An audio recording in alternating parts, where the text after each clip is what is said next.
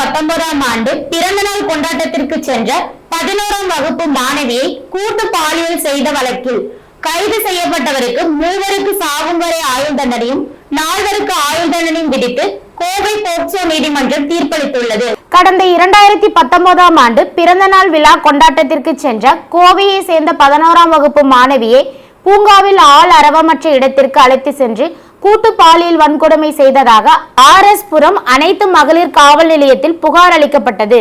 அந்த புகாரின் பேரில் வழக்கு பதிவு செய்த ஆய்வாளர் பிரபாதேவி விசாரணை நடத்தி மணிகண்டன், பப்ஸ் கார்த்திக், ஆட்டோ மணிகண்டன், ராகுல், பிரகாஷ், நாராயணமூர்த்தி, கார்த்திகேயன் ஆகிய 7 பேரை கைது செய்தார். இந்த வழக்கு விசாரணையானது கோவை சிறப்பு நீதிமன்றத்தில் நடைபெற்று வந்த நிலையில் இன்று தீர்ப்பு வழங்கப்பட்டது.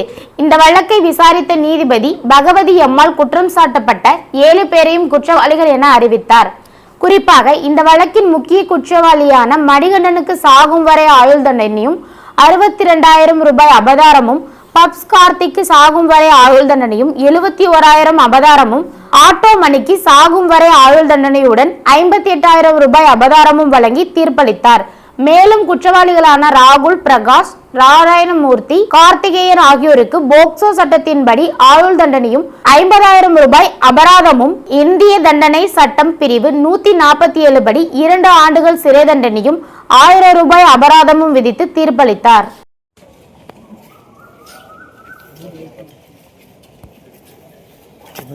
பின்னாடி விட்டுரு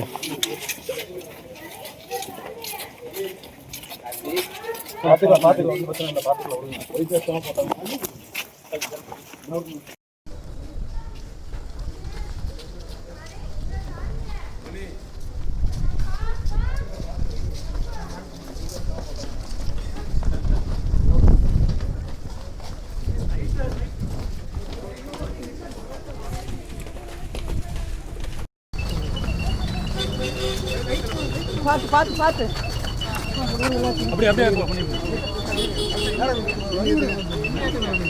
எங்க மேல இது பண்ணிட்டு இருக்காங்க சார். காவல்துறை மேல போட்ட பொய்யான வீடியோ எடுக்கிறீங்க. எடுக்காதீங்க எதுக்கு வீடியோ எடுக்கிறீங்க? வண்டியால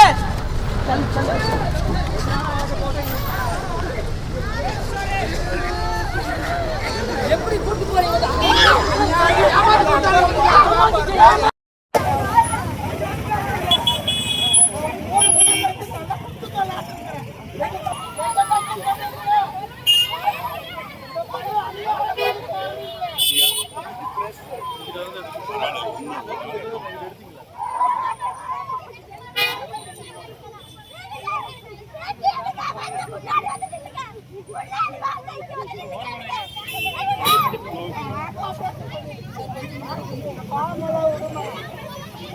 போயிடலாமா?